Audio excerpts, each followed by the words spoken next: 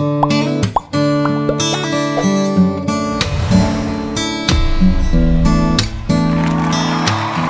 นี้ถามว่า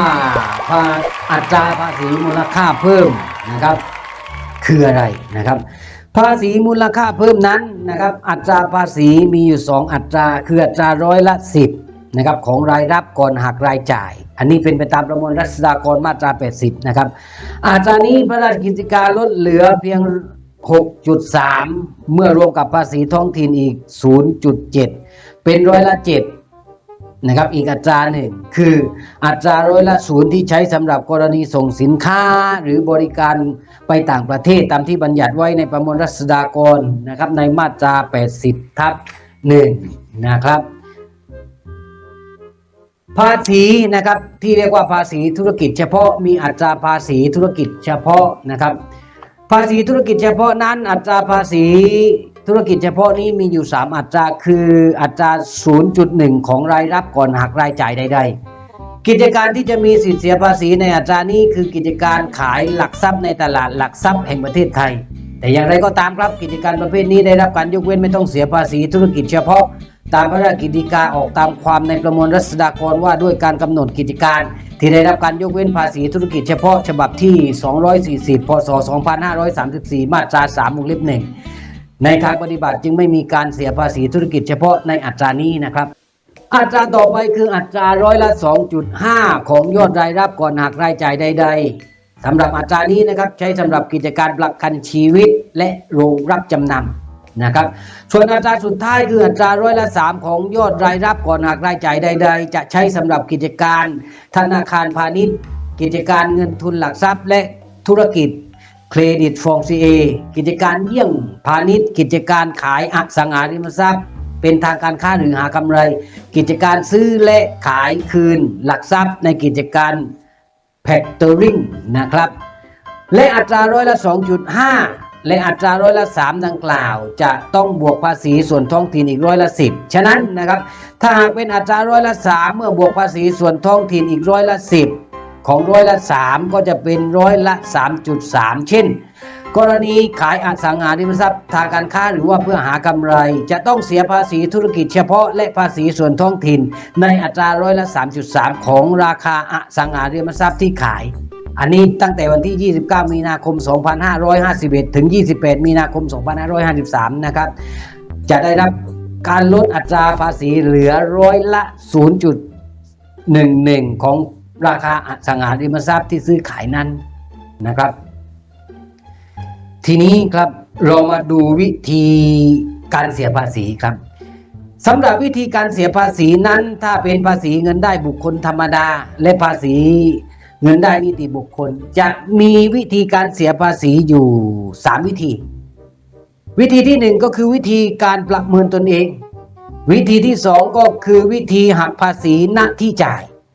วิธีที่3ก็คือวิธีประเมินโดยเจ้าพนักงานประเมินนะครับมาดูวิธีประเมินตนเองครับวิธีนี้เป็นวิธีเสียภาษีที่ผู้เสียภาษีมีหน้าที่ต้องคำนวณภาษีด้วยตนเองและกรอกรายการในแบบแสดงรายการและยื่นแบบแสดงรายการพร้อมชำระภาษีตามที่คำนวณได้ไม่ต้องรอให้เจ้าพนักงานประเมินภาษีก่อนจึงจะชำระภาษีกรณีจึงแตกต่างกับภาษีโรงเรือนและภาษีที่ดินที่เมื่อยื่นแบบแสดงรายการเสียภาษีโรงเรือนและภาษีที่ดินแล้วยังไม่ต้องชำระภาษีจะชำระก็ต่อเมื่อได้รับแจ้ง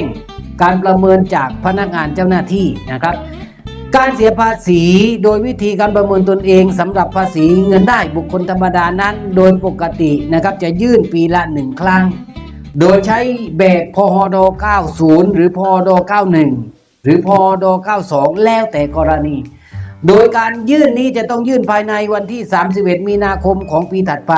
แต่ถ้าเป็นผู้มีเงินได้ตามมาตรา40วงเล็บ5วงเล็บ6วงเล็บ7วงเล็บ8จะต้องยื่นปีละ2 ครั้ง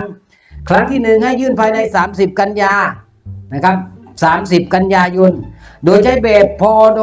94ส่วนครั้งที่2ให้ยื่นภายในเดือนมีนาคมของปีถัดไปโดยใช้แบบพด90อย่างไรก็ตามครับผู้มีเงินได้ต้องยื่นแบบแสดงรายการต่อเมื่อมีเงินได้พึงประเมินเกินกว่าจำนวนเงินได้ที่ประมวลรัษฎากร การเสียภาษีโดยวิธีประเมินตนเองสำหรับภาษีเงินได้บุคคลธรรมดานั้นโดยปกติแล้วจะยื่นปีละ1 ครั้งนะครับโดยใช้แบบพด90พด91พด92แล้วแต่กรณีนะครับโดยจะต้องยื่นภายในวันที่31มีนาคมของปีถัดไปแต่ถ้าหากว่าเป็นผู้มีเงินได้นะครับประเภทที่บัญญัติไว้ในมาตรา40วงเล็บ5 6 7 8นะครับประมวลรัษฎากรนี้จะต้องยื่นภาษีปีละ2 ครั้งครั้งแรกนะครับครั้งที่1นี่ให้ยื่นภายในวันที่30กันยายนโดยใช้แบบพด94ส่วนครั้งที่2นั้นให้ยื่นภายในเดือนมีนาคมของปีถัดไปโดยใช้แบบพด90นะครับแต่อย่างไรก็ตามครับผู้มีเงินได้จะต้องยื่นแบบแสดงรายการต่อเมื่อมีเงินได้พึงประเมินเกินกว่าจำนวนเงินได้พึงประเมินนะครับที่ประมวลรัษฎากรมาตรา56ได้กำหนดไว้ไม่ว่าจะเป็นการยื่นครั้งที่1การยื่นครั้งที่2ก็ตามนะครับหากไม่เกินจำนวนที่ประมวลรัษฎากรมาตรา56ได้กำหนดไว้ก็ไม่ต้องยื่นจำนวนเงินได้พึงประเมินนะครับหากไม่เกินจำนวนที่มาตรา56กำหนดไว้ก็ไม่ต้องยื่นแบบแสดงภาษีจำนวนเงินได้พึงประเมินตามประมวลรัษฎากรมาตราที่56กำหนดไว้มีดังนี้นะครับ1ครับไม่มีสามีหรือภรรยาและมีเงินได้พึงประเมินในปีภาษีที่ล่วงมาแล้วเกิน 30,000 บาทนะครับ2ครับไม่มีสามีหรือภรรยาและมีเงินได้พึงประเมินในปีภาษีที่ล่วงมาแล้วเฉพาะตามความในมาตรา40วงเล็บ1ประเภทเดียวครับเกิน 50,000 บาท3ครับมีสามีหรือภรรยาและมีเงินได้พึงประเมินในปีภาษีที่ล่วงมาแล้วเกิน 60,000 บาทหรือ4ครับมีสามีหรือภรรยาและมีเงินได้พึงประเมินในปีภาษีล่วงมาแล้วเฉพาะตามความในมาตรา40วงเล็บ1นะครับประเภทเดียวเกิน 100,000 บาทการนับจำนวนเงินเกิน 100,000 บาทนี้ต้องนับทั้งของสามีและภรรยารวมกันไม่ว่าแต่ละฝ่ายจะมีเงินได้พึงประเมินตามความในมาตรา40วงเล็บ1เป็นจำนวนเท่าไรก็แล้วแต่เพราะฉะนั้นถ้านับรวมกันแล้วมีจำนวนไม่เกิน 100,000 บาทในปีภาษีที่ล่วงมาแล้วก็ไม่ต้องยื่นแบบแสดงรายการตามประมวลรัษฎากรมาตรา57เบนวรรค4นะครับส่วนกรณีผู้มีเงินได้ที่เป็นห้างหุ้นส่วนสามัญหรือคณะบุคคลที่ไม่ใช่นิติบุคคลจะต้องมีเงินได้พึงประเมินในปีภาษีที่ล่วงมาแล้วเกิน 30,000 บาทจึงจะต้องยื่นแบบแสดงรายการนะครับและกองมรดกที่ยังไม่ได้แบ่งก็เช่นเดียวกันนะครับจะต้องมีเงินได้พึงประเมินในปีภาษีที่ล่วงไปแล้วเกิน 30,000 บาทจึงจะต้องยื่นแบบแสดงรายการอันนี้เป็นไปตามประมวลรัษฎากรมาตรา57ทวิวรรคที่2นะครับส่วนผู้ที่ถึงแก่ความตายระหว่างปีภาษีใช้หลักเกณฑ์เดียวกับผู้มีเงินได้ที่มีชีวิตตามวงเล็บ1ถึงวงเล็บ4ดังกล่าวนะครับตามประมวลรัษฎากรมาตรา47ทวิวรรคที่1แต่ต่อมาครับมีการแก้ไขประมวลรัษฎากรนะครับฉบับที่44พศ2560นะครับมาตราที่11มีการแก้ไขมาตราที่56ของประมวลรัษฎากรดังนี้นะครับ1ครับไม่มีสามีหรือภรรยาจะมีเงินได้พึงประเมินในปีภาษีที่ล่วงมาแล้วเกิน 60,000 บาท2ไม่มีสามีหรือภรรยาและมีเงินได้พึงประเมินในปีที่ล่วงมาแล้วเฉพาะตามความในมาตรา40วงเล็บ1ประเภทเดียวกันเกินนะครับประเภทเดียวกันประเภทเดียวนะครับเกิน 120,000 บาท3ครับมีสามีหรือภรรยาและมีเงินได้พึงประเมินในปีภาษีที่ล่วงมาแล้วเกิน 120,000 บาท4ครับมีสามีหรือภรรยาและมีเงินได้พึงประเมินในปีภาษีที่ล่วงมาแล้วเฉพาะตามความในมาตรา40วงเล็บ1ประมวลรัษฎากรประเภทเดียวเกิน 220,000 บาทส่วนห้างหุ้นส่วนสามัญหรือคณะบุคคลที่ไม่ใช่นิติบุคคลและกองมรดกที่ยังไม่ได้แบ่งจะต้องยื่นแบบแสดงรายการก็ต่อเมื่อมีเงินได้พึงประเมินในปีภาษีที่ล่วงมาแล้วเกิน 60,000 บาทแทนที่จะเกิน 30,000 บาทตามกฎหมายเดิมนะครับในส่วนของนิติบุคคลนะครับภาษีเงินได้นิติบุคคลนั้นจะต้องยื่นแบบแสดงรายการรอบระยะเวลาบัญชีนะครับปีละ2 ครั้งไม่ว่าจะมีเงินได้หรือไม่มีเงินได้ก็ตามนะครับครั้งแรกครับครั้งที่1ให้ยื่นภายใน2 เดือนนับแต่วันครบ6 เดือนแรกของรอบระยะเวลาบัญชี โดยใช้แบบพด51นะครับส่วนครั้งที่2ครับให้ยื่นภายใน150วันนับแต่วันสุดท้ายของรอบระยะเวลาบัญชีโดยใช้แบบพด50เว้นแต่เป็นมูลนิธิหรือสมาคมที่ไม่ใช่องค์การสาธารณกุศลตามประกาศของรัฐมนตรีว่าการกระทรวงการคลังหรือเป็นบริษัทหรือห้างหุ้นส่วนนิติบุคคลที่ตั้งขึ้นตามกฎหมายของต่างประเทศและประกอบกิจการขนส่งระหว่างประเทศจึงจะยื่นรอบระยะเวลาบัญชีปีละ1ครั้งคือภายใน150วันนับแต่วันสุดท้ายของรอบระยะเวลาบัญชีไม่ว่าจะมีเงินได้หรือไม่มีเงินได้ก็ตามแต่นะครับโดยใช้แบบพด55และพด52ตามลำดับซึ่งมูลนิธิหรือสมาคมก็ดีบริษัทห้างหุ้นส่วนนิติบุคคลที่ตั้งขึ้นตามความของกฎหมายต่างประเทศและประกอบกิจการขนส่งระหว่างประเทศก็ดีจะเสียภาษีจากฐานรายได้ก่อนหักรายจ่ายใดๆนะครับไม่ได้เสียภาษีจากฐานกำไรสุทธิเหมือนบริษัทหรือห้างหุ้นส่วนนิติบุคคลทั่วไปนะครับเพราะฉะนั้นบริษัทหรือว่าห้างหุ้นส่วนนิติบุคคลที่เสียภาษีจากฐานกำไรสุทธิจึงต้องยื่นแบบแสดงรายการรอบระยะเวลาบัญชีปีละ2ครั้งแต่วิสาหกิจที่เสียภาษีจากฐานรายได้ก่อนหักรายจ่ายใดๆคือมูลนิธิสมาคมและบริษัทหรือห้างหุ้นส่วนนิติบุคคลที่ตั้งขึ้นตามกฎหมายต่างประเทศและประกอบกิจการขนส่งระหว่างประเทศจะยื่นแบบแสดงรายรับเพียงรอบระยะเวลาบัญชีปีละครั้งเท่านั้นนะครับมาดูวิธีหักภาษีหน้าที่จ่ายครับวิธีหักภาษีหน้าที่จ่ายนี้นะครับเป็นวิธีเสียภาษีที่ดีที่สุดนะครับเพราะเป็นวิธีเสียภาษีที่กำหนดให้ผู้จ่ายเงินหักภาษีก่อนจ่ายเงินให้แก่ผู้รับเงิน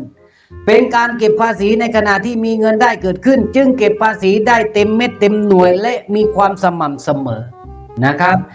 และยังช่วยทำให้รัฐบาลนั้นประหยัดค่าใช้จ่ายในการจัดเก็บภาษีด้วยเพราะการจัดเก็บภาษีหน้าที่จ่ายนี้เป็นการมอบหมายให้กับเอกชนนั้นช่วยเก็บแทนรัฐาธิปัตย์นั่นเองนะครับการหักภาษีหน้าที่จ่ายนี้ใช้สำหรับภาษีเงินได้บุคคลธรรมดาและภาษีเงินได้นิติบุคคลเท่านั้นนะครับจำไว้นะครับการหักภาษีหน้าที่จ่าย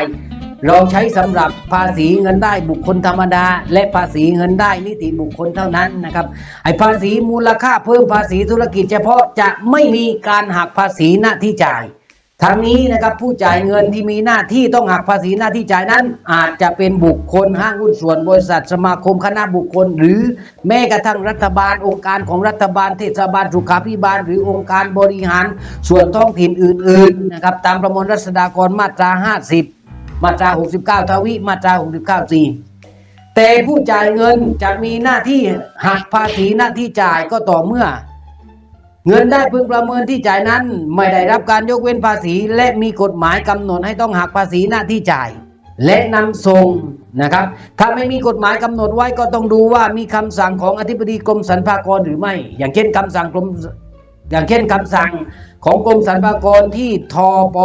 4/2528ที่แก้ไขเพิ่มเติมแล้วกำหนดให้หักภาษีหน้าที่จ่ายและนำส่งหรือไม่ประการใดถ้ามีการหักและนำส่งเพราะว่าอธิบดีกรมสรรพากรมีอำนาจในการออกคำสั่งกำหนดให้มีการหักภาษีหน้าที่จ่ายและนำส่งนะครับถ้าหากว่าเป็นการจ่ายเงินได้นั้นไม่มีกฎหมายกำหนดให้หักภาษีหน้าที่จ่ายและนำส่งนะครับอำนาจนี้มีบัญญัติรองรับไว้ในประมวลรัษฎากรมาตรา3เตรนะครับอย่างไรก็ดี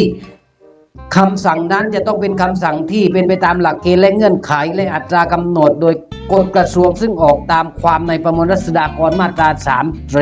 นะครับได้แก่กฎกระทรวงฉบับที่144พศ2522แก้ไขเพิ่มเติมโดยกฎกระทรวงฉบับที่228พศ2544นะครับ238พศ2545หากผู้จ่ายเงินนะครับไม่หักภาษีหน้าที่จ่ายและนำส่งตามที่กฎหมายกำหนดไว้หรือตามคำสั่งของอธิบดีกรมสรรพากรนะครับหรือหักและนำส่งแล้วแต่ไม่ครบจำนวนนะครับไม่ถูกต้องอะไรก็แล้วแต่ผู้จ่ายเงินก็ต้องรับผิดชอบกับผู้มีเงินได้ในการเสียภาษีที่ต้องชำระตามจำนวนเงินภาษีที่ไม่ได้หักและนำส่งหรือตามจำนวนที่ขาดหายไปแล้วแต่กรณีนะครับ สำหรับในกรณีที่ผู้จ่ายเงินได้หักภาษีไว้แล้วผู้มีเงินได้ย่อมพ้นความรับผิดที่จะต้องชำระภาษีเท่าจำนวนที่ผู้จ่ายเงินได้หักไว้แล้วนั้นและผู้จ่ายเงินต้องรับผิดชำระเงินภาษีตามจำนวนนั้นแต่ฝ่ายเดียวอันนี้เป็นไปตามประมวลรัษฎากรมาตราที่54ไอ้ภาษีที่เสียโดยวิธีหักณที่จ่ายดังกล่าวนี้โดยทั่วไปไม่ถือว่าเป็นภาษีสุดท้ายนะครับแต่ถือว่าเป็นภาษีล่วงหน้า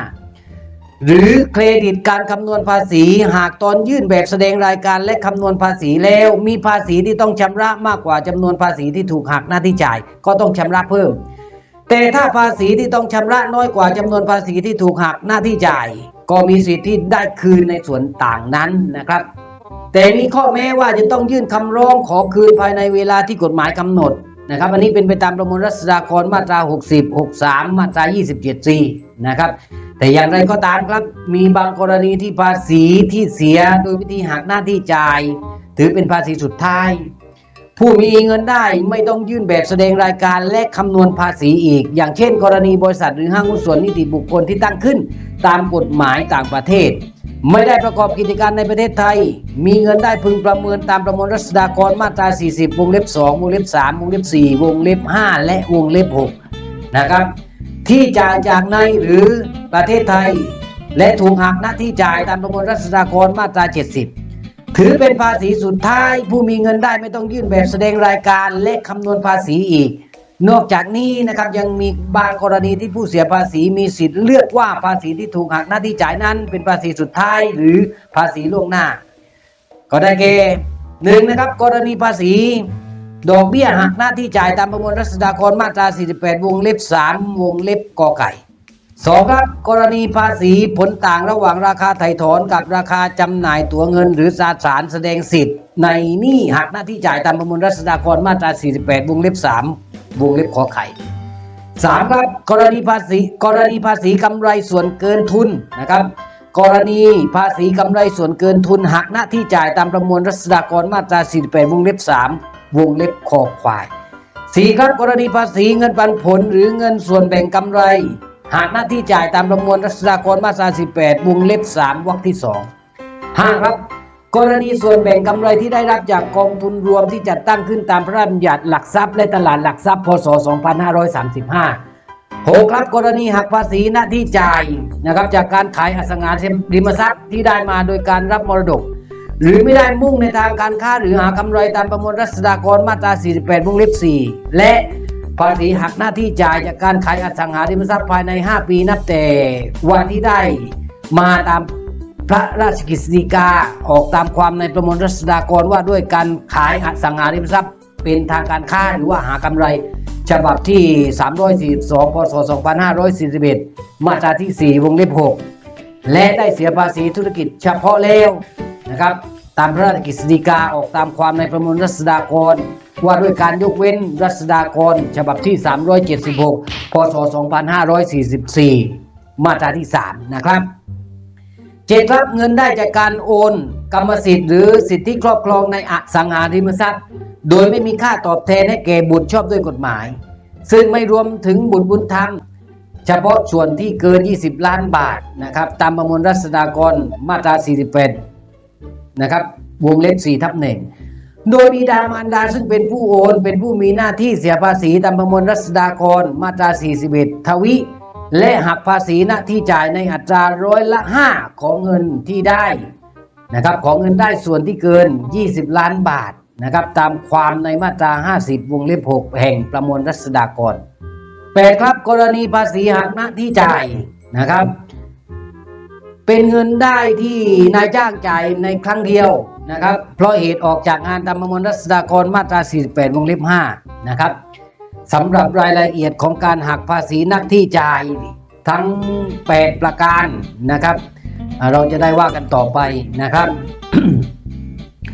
ทีนี้ครับการเลือกว่าภาษีที่ถูกหักหน้าที่จ่ายนั้นเป็นภาษีสุดท้ายหรือภาษีล่วงหน้าย่อมแล้วแต่ว่าตอนยื่นแบบแสดงรายการประจำปีเมื่อคำนวณแล้วต้องคำนวณภาษีเพิ่มเติมหรือไม่ประการใดถ้าต้องชำระเพิ่มก็ควรจะถือว่าภาษีที่ถูกหักหน้าที่จ่ายนั้นเป็นภาษีสุดท้ายนะครับโดยไม่นำเงินได้พึงประเมินที่ถูกหักภาษีหน้าที่จ่ายนั้นมารวมคำนวณ ภาษีในแบบแสดงรายการแต่ถ้าไม่ต้องชำระเพิ่มและมีสิทธิ์ได้รับภาษีคืนนะครับก็ควรจะถือว่าเป็นภาษีถูกหักหน้าที่จ่ายนั้นเป็นภาษีล่วงหน้าโดยนำเงินได้พึงประเมินที่ถูกหักภาษีหน้าที่จ่ายนั้นมารวมคำนวณภาษีในแบบแสดงรายการและขอคืนภาษีนะครับแต่อย่างไรก็ตามครับในกรณีเงินปันผลนะครับหักหน้าที่จ่ายก็ควรจะถือเป็นภาษีล่วงหน้าเพราะหากนำมารวมคำนวณกับภาษีในแบบแสดงรายการแล้วจะได้ภาษีคืนเนื่องจากได้รับเครดิตภาษีเงินปันผลตามประมวลรัษฎากรมาตราที่ 47 ทวิส่วนกรณีภาษีหักหน้าที่จ่ายจากเงินที่นายจ้างจ่ายให้ครั้งเดียวเพราะเหตุออกจากงานนั้นควรจะถือเป็นภาษีสุดท้ายเพราะถ้าหากนำมาคำนวณรวมกับภาษีในแบบแสดงรายการแล้วก็จะต้องเสียภาษีเพิ่มขึ้นอีกนะครับ